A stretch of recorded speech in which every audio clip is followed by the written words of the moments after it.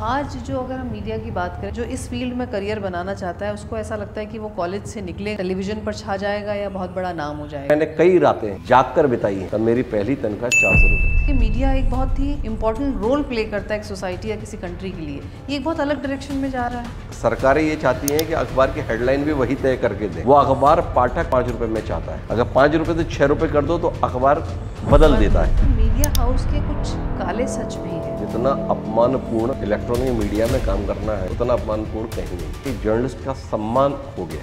YouTube channels की बात की और मतलब बाढ़ आई हुई है, ये कहाँ जा करके रुकेगा? जिनमें श्रेष्ठता है वही समाज में स्वीकार्य हुआ। और स्पेशली लेडीज़ के लिए अगर हम बात करें तो मीडिया को बहुत अच्छा नहीं माना जाता है। लोगों ने अपने उद्देश्य की पूर्ति के लिए मीडिया को एक माध्यम बनाया।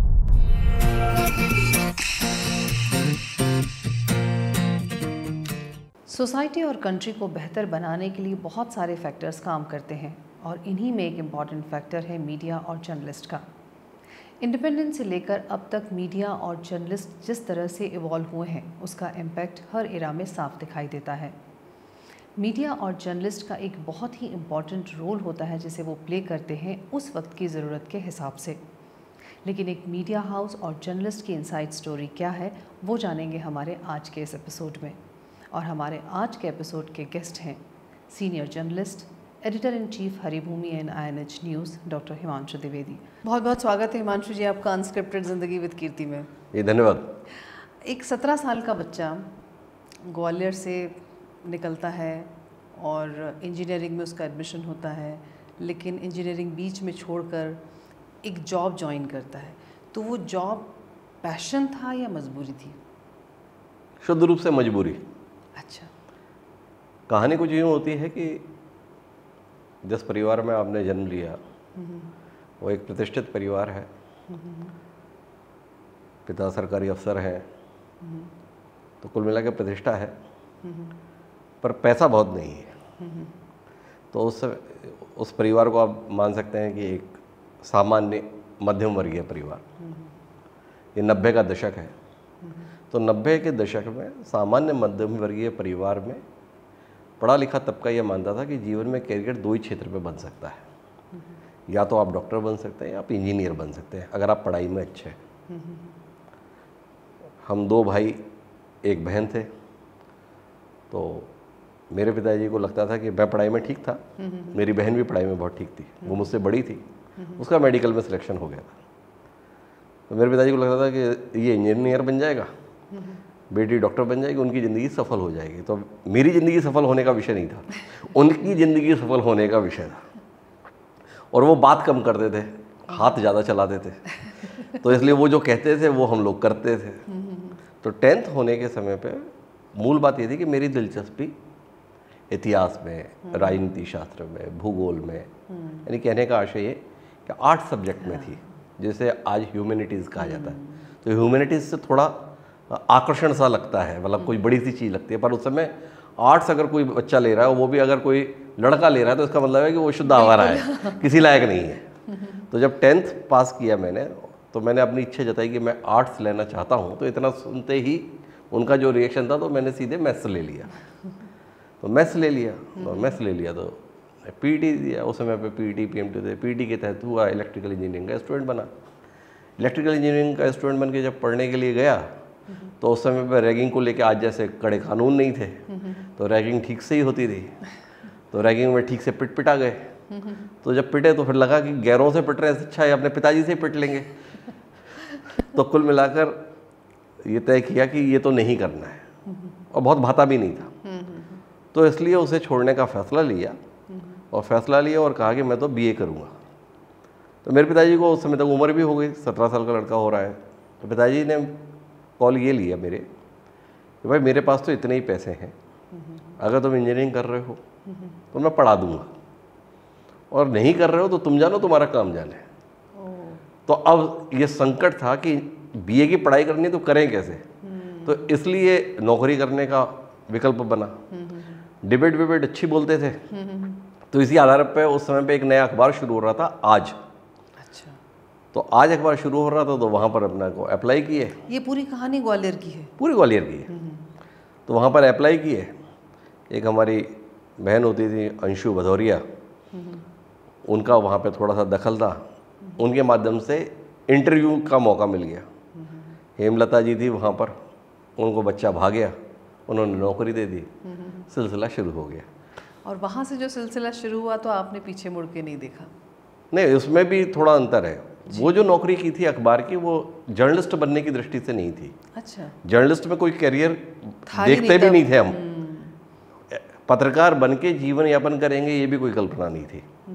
ये तो शुद्ध रूप से कुछ महीने के पैसे मिले जिससे अपना काम चलता रहे, गाड़ी में तेल डल जाए, कॉलेज की फीस निकल जाए, वो थोड़ा घूमने फिरने के लिए व्यवस्था हो जाए, इतना ही था। पर आज अखबार में जब नौकरी की है तो वहाँ पर वातावरण उतना अनुकूल नहीं था सीनियर्स का। उन लोगों का अपना तरीका था, अपना अंदाज था, उन्हें मेरा अंदाज नहीं भाया, मेरा तेवर नहीं भाया। तो कुल मिलाकर वहाँ की परिस्थिति ऐसी बनी कि उसके चलते ये लगा कि नहीं, अपने आप को साबित करना है। कुछ परिस्थितियाँ वहाँ पे ख़राब हुई तो वहाँ से नौकरी छोड़ी, दैनिक भास्कर में गए। दैनिक भास्कर में जाना मेरा टर्निंग पॉइंट था। टर्निंग पॉइंट इसलिए था कि वहाँ पर एक नए संपादक आए थे, एलन शीतल जी। तो मुझे उनके साथ काम करने का मौका मिला और मैं ऐसा मानता हूँ कि पत्रकारिता के क्षेत्र में मैं जो कुछ भी बन पाया हूँ उसमें गुरु की भूमिका में शीतल जी रहे, क्योंकि मैंने उन्हें देख के बहुत कुछ सीखा। उन्होंने मुझे कुछ सिखाया नहीं, बहुत ही खुर्राट किस्म के संपादक थे, बहुत प्रताड़ित करते थे, लेकिन बहुत गुणी व्यक्ति थे। तो उन्होंने ठोक पीट के काफ़ी ठीक किया। तो उनके माध्यम से अच्छे अवसर भी मिले और उस काम को सीखते हुए आगे बढ़ता गया। पढ़ाई भी कंप्लीट की, इसी दौरान बीए भी कंप्लीट हुआ। बीए ख़त्म किया तो डिबेट अच्छी बोलते थे, तो एक कंपटीशन अलग अलग स्तरों से होते हुए पहले पूरे देश में 200 स्थानों पे था, फिर 20 जगह पे था, फिर आखिरी में तमिलनाडु के सेलम में एक कंपटीशन हुआ 94 में। तो उस कंपटीशन को मैंने जीता, जिसके तहत 95 जुलाई 95 में मैं जापान गया। जापान की आपकी उम्र क्या थी? 22 साल। तो जापान के 6 शहरों में जो है व्याख्यान था इंडियन कस्टम एंड कल्चर पे। मैंने अपने जीवन की पहली हवाई यात्रा भी उसी यात्रा के माध्यम से की। तो वो एक बड़ी उपलब्धि थी। जिस समय पर मैं जापान रवाना हो रहा था पंजाब मेल से, तो तकरीबन 2000 आदमी शहर का जो है मुझे छोड़ने के लिए आया था। विदेश यात्रा इतनी बड़ी बात थी।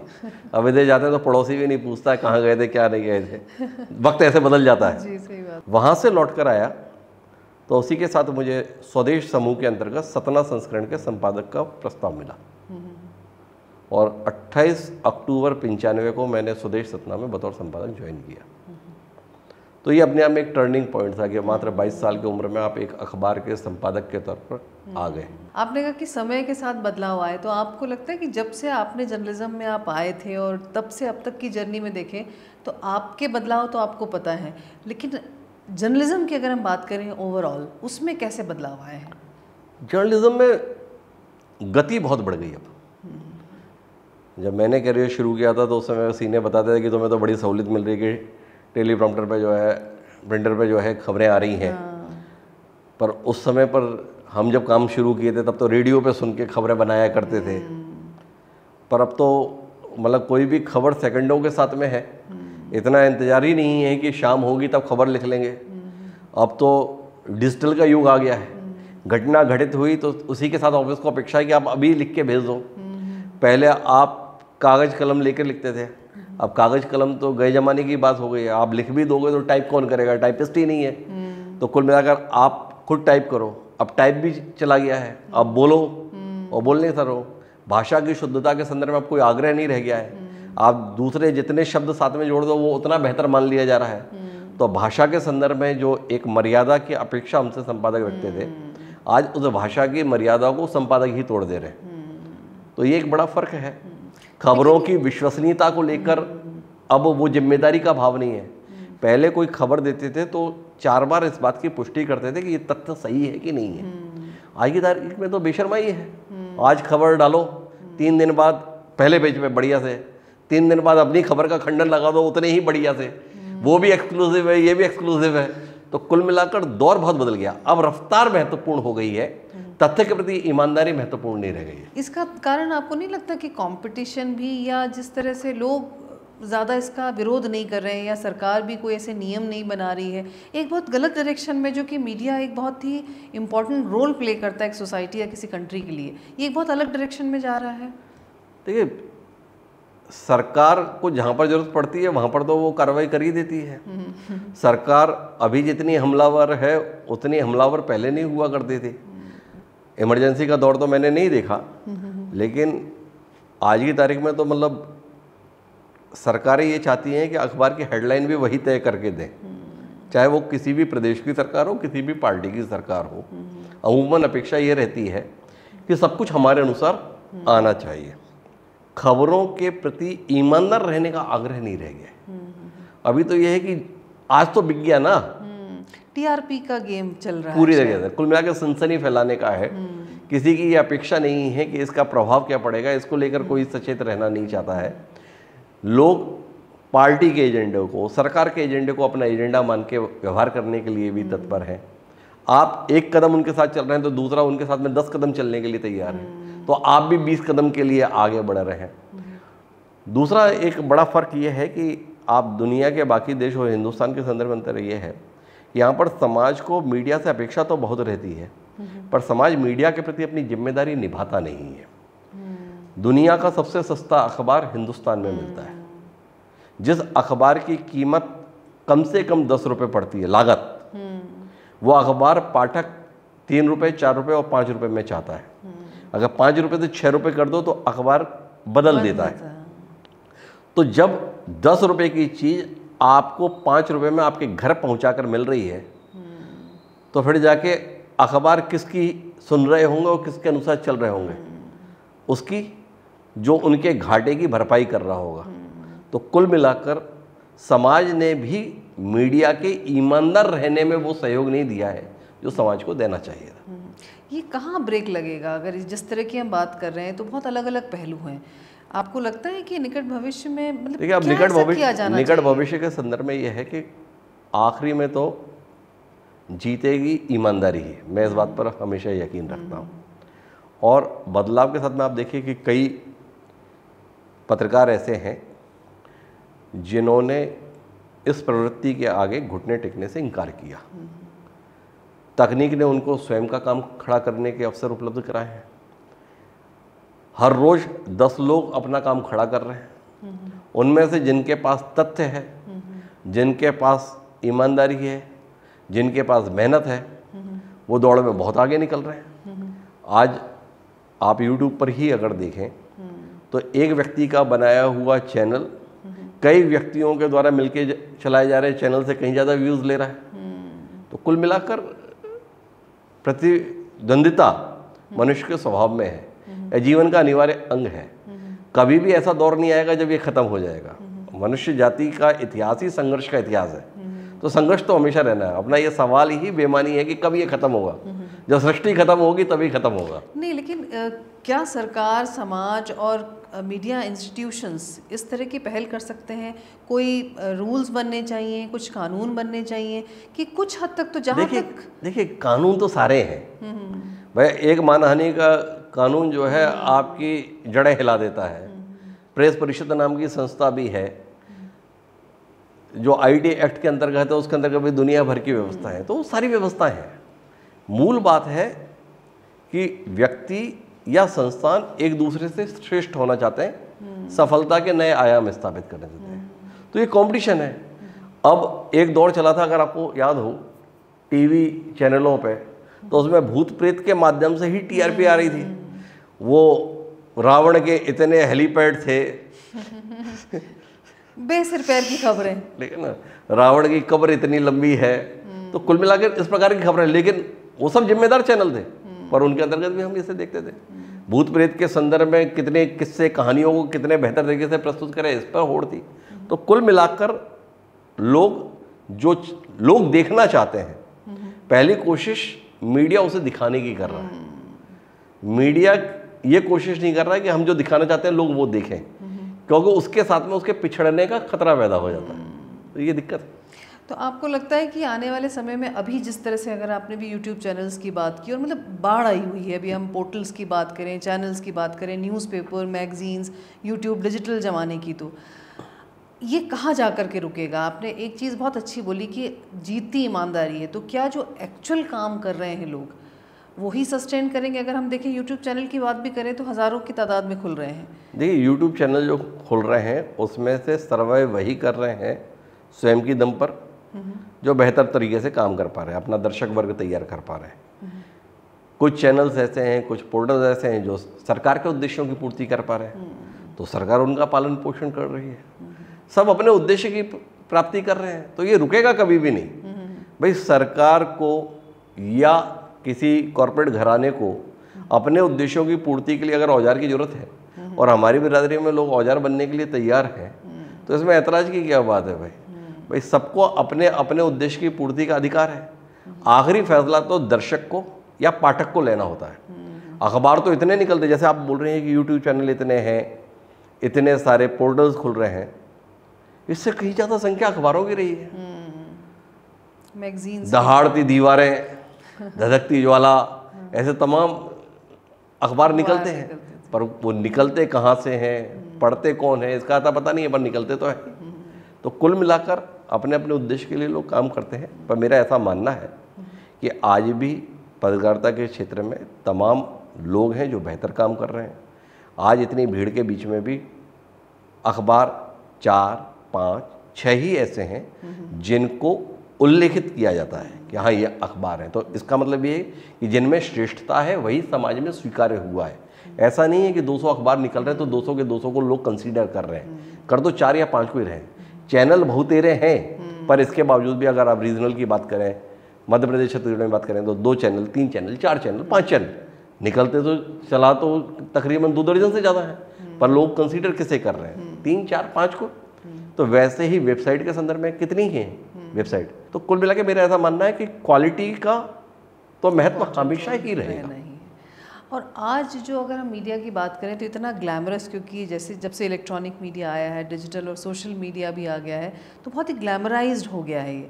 और हर जो बच्चा जो इस फील्ड में करियर बनाना चाहता है उसको ऐसा लगता है कि वो कॉलेज से निकलेगा, डिग्री लेकर निकलेगा और या तो वो टेलीविज़न पर छा जाएगा या बहुत बड़ा नाम हो जाएगा।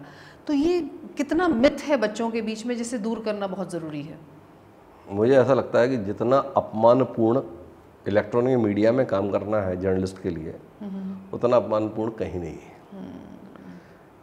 प्रिंट में जब आप काम करते थे तो जैसे मुझे किसी का इंटरव्यू करना होता था तो हमने उनको फ़ोन किया तो वो समय देते थे, समय पर नहीं पहुँचे तो फ़ोन आ जाता था, आप अभी तक आए नहीं। पहुँचते थे, चाय भी पिलाते थे, नाश्ता भी कराते थे, इत्मीनान से बात भी करते थे। इलेक्ट्रॉनिक मीडिया के संदर्भ में हालत ये रहती है, बैठक चल रही है, गेट के बाहर 6-6 घंटे से खड़े हुए हैं, उसके बाद में निकले तो पता चला कि आप माइक लेके दौड़ रहे हैं, उन्होंने यूँ हाथ किया और गाड़ी में बैठे कांच उठाया, वो चल दिए। तो कुल मिलाकर इलेक्ट्रॉनिक मीडिया के अंतर्गत मुझे ऐसा लगता है कि जर्नलिस्ट का सम्मान खो गया। मैं किसी आपदा में, किसी त्रासदी के संदर्भ में कवरेज को लेकर मेरी ये बात नहीं है। मीडिया जो राजनीतिक दलों पर निर्भर है, मीडिया जो राजनीतिक खबरों में ही असल खबरें तलाशता है, उस राजनीतिक गलियारों में इलेक्ट्रॉनिक मीडिया के चलते पत्रकारिता की गरिमा को बहुत ज़्यादा ठेस पहुंची है। ये मैं व्यक्तिगत अनुभव के आधार पर कह रहा हूँ, बहुत जिम्मेदारी से कह रहा हूँ कि इलेक्ट्रॉनिक मीडिया की मौजूदगी ने नेताओं को ये एहसास कराया कि उनको मीडिया की ज़रूरत नहीं है, मीडिया को उनकी ज़रूरत है। और इस भाव ने उस सम्मान का ह्रास कर दिया जो वस्तुतः इस पेशे को मिलना चाहिए था। तो आपको लगता है कि इसके लिए कुछ हद तक जो यूनिवर्सिटीज़ हैं वो भी जिम्मेदार हैं, क्योंकि वो जब बच्चों को जो कोर्सेज बेचती हैं तो उस वक्त वो इतना ग्लैमराइज, क्योंकि उनको तो कोर्स बेचना है, पढ़ाना है, स्टूडेंट चाहिए। देखिए ऐसा नहीं है, रुपहला पर्दा शुरू से ही आकर्षण का केंद्र है। मतलब कुल मिलाकर लोग फिल्मों में देखते थे और फिल्मों में जिसको देखते थे उसी अनुसार अपने बाल काटना चालू कर देते थे। मतलब हमारी रंगीनी जिंदगी जिसे बोलते हैं। तो कुल मिलाकर इलेक्ट्रॉनिक मीडिया में जितने बच्चे पढ़ते हैं तो उन सबको स्क्रीन पर आने का शौक है। तो व्यक्ति ये चाहता है कि मैं स्क्रीन पर आऊं, पर स्क्रीन पर आने के बाद में आपकी गति क्या होती है, उसके लिए आप कितने तैयार हैं, ये तो सवाल है ना। और किस तरह की पर्सनल तैयारी भी होती है, क्योंकि कई स्टूडेंट्स या कई बच्चे ऐसे भी होते हैं जो अपनी पर्सनल तैयारी पर ध्यान नहीं देते। जर्नलिस्ट होने के लिए क्या क्वालिटीज होनी देखिए, चाहिए? तैयारी के संदर्भ में केवल एक ही बुनियादी जरूरत है, वो है अध्ययन। और अध्ययन मतलब एग्जाम क्लियर करने वाला नहीं चाहिए कि आप 20 क्वेश्चन सीरीज को पढ़कर और एग्जाम दे लेते हैं और उसमें फर्स्ट डिवीजन ले लेते हैं। जर्नलिज्म एक ऐसा क्षेत्र है जिसमें निरंतर अध्ययन ही सफलता की कुंजी है। जितना आप पढ़ेंगे और पढ़े हुए पर जितना विचार करेंगे उतना ही आप धारदार होंगे। तो इसका कोई शॉर्टकट नहीं है, और इसमें जितना आप अपने आप को डुबोएंगे उतना ही बेहतर आप जमाने के बीच में निखर कर आएंगे। हर क्षेत्र के संदर्भ में पढ़िए, ज़्यादा से ज़्यादा पढ़िए और उस पर विमर्श कीजिए। यही कुल मिलाकर पत्रकारिता के क्षेत्र में सम्मान पाने की, सफल होने की तो बात नहीं कहता, पर सम्मान पाने की कुंजी है। और किन मानवीय मूल्यों की भी ज़रूरत है? क्योंकि एक पत्रकार, अगर जैसे हम एक फ्रेज पढ़ते हैं कि पत्रकार एक समाज का आईना होता है, जो आईना दिखाता भी है। हालांकि अब मायने बदलते चले जा रहे हैं और समय के साथ बदलेंगे भी, लेकिन ये तो आपने बताया कि अध्ययन करना है और तैयारी करनी, बट एक मानवीय मूल्य होना भी बहुत इम्पोर्टेंट। मानवीय मूल्य के संदर्भ में तो सीधी बात है कि आपको वंचित की आवाज़ तो रहना ही चाहिए। जो पीड़ित पक्ष है उसकी आवाज़ को दबाकर अगर आप शोषक की आवाज़ बन रहे हैं तो इससे बड़ा गुनाह कुछ नहीं हो सकता। अगर आप जरूरतमंद के लिए अपना हाथ नहीं बढ़ा सकते तो फिर आपके होने के कोई मायने नहीं है। तो कुल मिला के मानवीय मूल्य की बात केवल इतनी है कि हर समय आप तराजू लेकर नहीं बैठे हुए हैं, पर महीने में, 2 महीने में, 3 महीने में ऐसे मौके आते हैं जब आपको ये तय करना होता है कि आपको सत्ता के साथ खड़ा होना है या वंचित के साथ खड़ा होना है। क्योंकि अमूमन टकराव सत्ता और वंचित के बीच ही होता है। ऐसा नहीं कि सत्ता के खिलाफ होना ही पत्रकारिता है। ये कोई शर्त नहीं है कि अगर आप नरेंद्र मोदी जो भी कुछ करेंगे वो गलत ही कह रहा हूँ मैं, या राहुल गांधी जो बोलेंगे मैं उसे गलत ही ठहराऊंगा। जो पत्रकारिता में आजकल चल निकला है, मतलब आप चैनल की टोन के आधार पर जान सकते हैं कि इस दर से निकलने वाली आवाज़ अब क्या आएगी। इस बात से कोई मतलब ही नहीं है कि विषय क्या है। विषय केवल इतना है कि अगर इन्होंने कहा है तो ये जो भी कहा है वो सही है, और इन्होंने कहा है तो जो भी कहा है वो गलत है। तो कुल मिलाकर इससे तो उबरने की जरूरत है। और आपको इतना समय आपको हो गया है इस पत्रकारिता के फील्ड में, और आपने जो आप इनसाइट्स बता रहे हैं, आपने कभी पर्सनली कोई ऐसा इंसिडेंस फील किया जब आपको लगा कि आपने पत्रकारिता में आकर गलती की और आपके लिए बड़ा चैलेंजिंग रहा हो? कोई डिसीजन, कोई इंसिडेंस? मुझे आज तक ऐसा मौका नहीं आया। ना आने की वजह यह है कि जैसे मैंने शीतल जी के संदर्भ में आपको बताया, तो मुझे एक ऐसे संपादक के साथ काम करने का मौका मिला कि जो अपने तेवर के साथ में काम करते थे। फिर मैं स्वदेश समूह में रहा तो भी मुझे उसी प्रकार का अनुभव रहा। हरिभूमि के साथ में मेरा 24 साल का एसोसिएशन है। हरिभूमि के संदर्भ में प्रमोटर्स के स्तर पर यह अधिकार संपन्नता दी हुई है कि जिसमें सही गलत के फैसले करने में मेरी स्वयं की राय ही काफ़ी मायने रखती है। तो जब जो मौका आया है उस मौके पर मैंने उस अनुसार कॉल लिए हैं। अगर शिक्षा कर्मियों के नियमितीकरण का मुद्दा था तो उस समय पर तत्कालीन मुख्यमंत्री थे डॉक्टर रमन सिंह जी, उन्होंने कहा था कि उनका संविलियन संभव नहीं है। पर उसी दौरान मध्य प्रदेश में शिवराज सिंह चौहान ने कर दिया। प्रक्रिया तो वही थी, हमने उस मुद्दे को उठा दिया और यहाँ पर भी किया गया। डॉक्टर रमन सिंह जी के साथ मेरे निजी तौर पर संबंध बहुत अच्छे माने जाते थे, आज भी हैं, इस बात से कोई इनकार नहीं। लेकिन इसके बावजूद भी मुझे लगता था कि शिक्षा कर्मियों के संदर्भ में ये नीति ठीक नहीं है। मैं लगातार इस बात को मानता था कि एक सरकारी दफ्तर में पानी पिलाने वाले भृत्य का वेतन एक स्कूल में भविष्य गढ़ने वाले शिक्षक से ज़्यादा कैसे हो सकता है। इस बात पर मेरा विरोध था। जब तक संविलियन नहीं हुआ शिक्षा कर्मियों के संदर्भ में हम आवाज़ को लगातार उठाते रहे। तो हमने उस संदर्भ में ये चिंता नहीं की कि सरकार क्या सोचेगी। नक्सलियों का मुद्दा हो या कोई भी अन्य मुद्दा हो तो हमने उस अनुसार ही राय दी है। तो इस प्रकार का दबाव आपको तभी महसूस हो सकता है जब आपने कुछ ऐसा निजी तौर पर लाभ प्राप्ति की उम्मीदें कर रखी हो। जब आपको इस प्रकार की उम्मीद ही नहीं है तो फिर जाके ऐसा कोई शर्मसार होने का अवसर भी नहीं है। और एक जर्नलिस्ट की लाइफ में आपने कहा कि पढ़ना ज़रूरी है, नैतिकता ज़रूरी है, लेकिन बहादुरी जिसको कहते हैं एक्चुअल करेज, लड़ाई लड़ने वाला करेज नहीं, और संवेदनशीलता, ये कितनी ज़रूरी है? पूरी तरीके से जरूरी है, क्योंकि उसी के आधार पर तो आपके शब्द आकार लेंगे। अगर आपकी संवेदना ही नहीं होगी तो शब्द जो आप उतार रहे हैं उनमें प्राण कहाँ से आएंगे? प्राण तो संवेदना से ही आएंगे। आप उससे जितना जुड़कर महसूस कर कर लिखते हैं या प्रस्तुत करते हैं, उसी के आधार पर तो वो धारदार बनते हैं, प्रभावी बनते हैं। तो इसलिए संवेदना तो बहुत ही अनिवार्य तत्व है।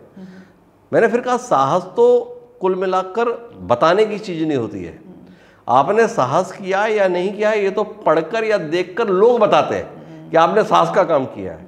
अधिकांश लोग जो अपने साहस का बखान करते हैं तो वो वस्तुतः एक कैलकुलेटेड किस्म का काम होता है, जिसमें उन्हें पता है कि इतने में मेरा नुकसान भी नहीं होगा और मैं ये प्रचारित करूंगा, देखो मैंने क्या साहस का काम किया। आपने तो अपना काम किया, लोग ये तय करेंगे कि ये साहस का काम था या ये साहस का काम नहीं था। प्रिंट मीडिया में भी काम कर लिया, इलेक्ट्रॉनिक मीडिया में भी, डिजिटल मीडिया में भी।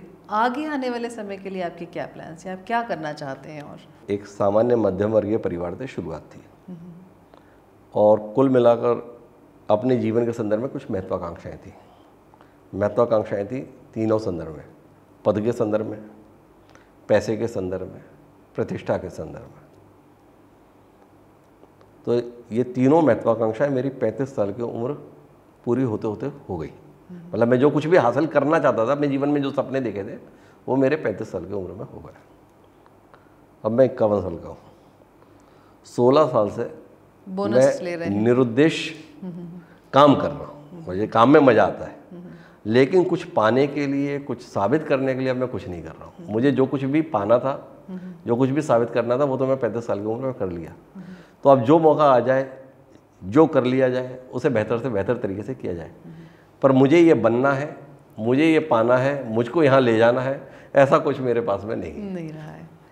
अगर मीडिया हाउसेस की बात करें, जो कि हमने बात की कि आपने कहा कि इतना ग्लैमराइज्ड हो गया है और सब चीज़ें अपने हिसाब से ठीक है, बट फिर भी अगर हम बात करें तो मीडिया हाउस के कुछ काले सच भी हैं जी। वो क्या है जो लोगों को पता होना चाहिए? मतलब इतनी ग्लैमरस, जहाँ कहते हैं ना कि जहाँ दिया जलता है उसके नीचे अंधेरा भी होता है। देखिए, कुल मिलाकर मीडिया जो है ना, वो वस्तुतः हथियार रहा है, आज़ादी से पहले भी और आज़ादी के बाद भी।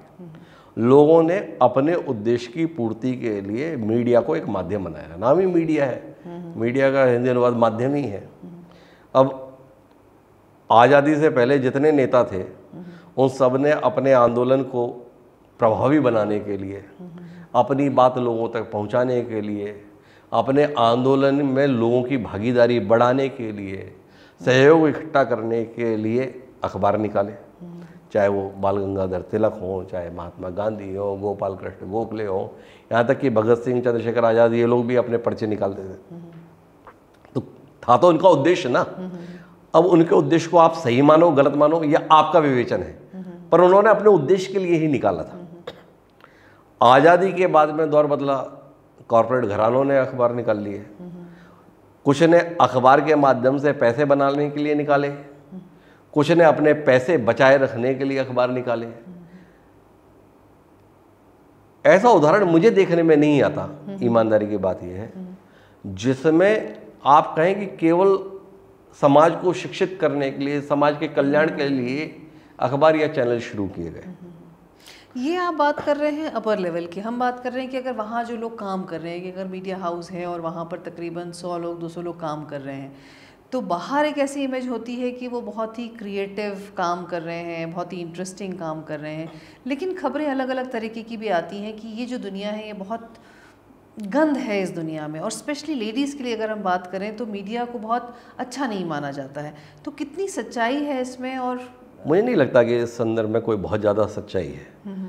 हर क्षेत्र में हर किस्म के लोग काम करते हैं, समाज के विभिन्न वर्गों से आए हुए लोग काम करते हैं, पर ये कोई बंद कमरे में हो रहा काम नहीं है। मतलब एक छत के नीचे 25, 50, 100, 200, 250 लोग काम कर रहे हैं और अपने अपने तरीके से काम कर रहे हैं। हर एक में रचनात्मकता का स्तर आपको उस अनुरूप नहीं दिखता। हर कार्टूनिस्ट आर के लक्ष्मण नहीं हो जाएगा, तो उस दृष्टि से ही यहाँ पर भी स्थिति है। कुछ बिल्कुल औसत प्रतिभा के लोग होते हैं, जैसे एक दफ्तर में काम करने वाले हैं तो दफ्तर में कलेक्ट्रेट पे चले जाइए, एक बाबू भी है और रीडर भी है, फिर जाकर सेक्शन ऑफिसर भी है, कलेक्टर भी है। अब कलेक्टर 3-4 साल पहले ही नौकरी में आया हुआ होता है और जाके कलेक्टर की कुर्सी पे बैठा है, और उसके बाहर जो बाबू है वो 20 साल से बाबू का काम कर रहा है। अब वो इस आधार पर ये जाहिर करे कि मैं कलेक्टर से ज़्यादा योग्य हूँ, ये तो अभी 4 साल पहले नौकरी में आया, मैं 20 साल से हूँ, तो इस बात का कोई मायने नहीं है। तो उसी प्रकार से इस क्षेत्र के अंतर्गत भी अलग अलग प्रतिभाएं, अलग अलग टैलेंट है। हर जगह पर कुछ कुंठित लोग भी हो सकते हैं, हर जगह पर कुछ प्रतिभाशाली भी लोग हैं।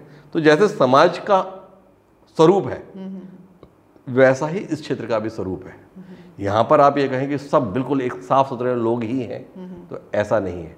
पर यहाँ जो भी कचरा है वो केवल यही है, ऐसा भी नहीं है। तो आप ये कहेंगे यंगस्टर्स को कि इस फील्ड में आएँ और इसे अपना करियर बनाएं, और ये एक अच्छी फील्ड है।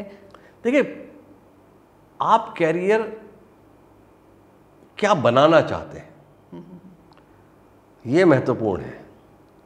मतलब आप चाहते हो कि मैं बढ़िया बड़ी गाड़ी में चलूँ, बढ़िया कपड़े पहनूँ, बढ़िया बंगले में रहूँ, और साथ में कहूँ कि मैं समाज कल्याण भी करूँ, और मैं तो समाज के लिए ही काम कर रहा हूँ। ये सारी चीज़ें साथ साथ नहीं चलती। आशय यह है कि नौकरी नौकरी होती है, क्रांति क्रांति होती है। पैसा सेठ लगाए और फैसले आप ही लें, ये नहीं हो पाएगा। आपको फिर जोखिम खुद लेना पड़ेगा।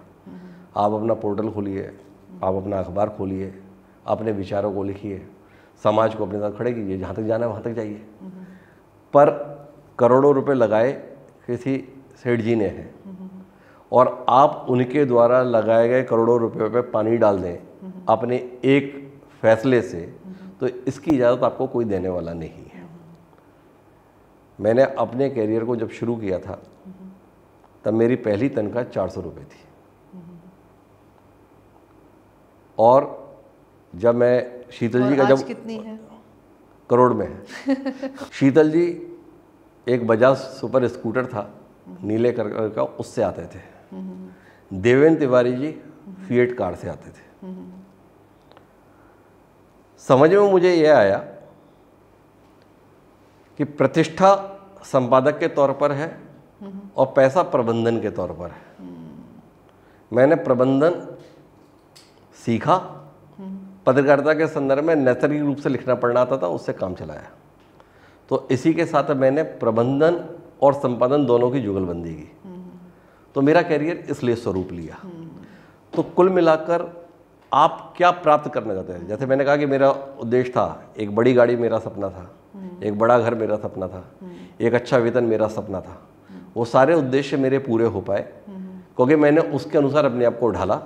मैं केवल पत्रकारिता के भरोसे नहीं रहा। मैंने अखबार में लिखना ही जरूरी नहीं समझा। मैंने अखबार पाठक तक पहुँचे और ज़्यादा से ज़्यादा पाठकों तक पहुँचे, इसके लिए भी मेहनत की।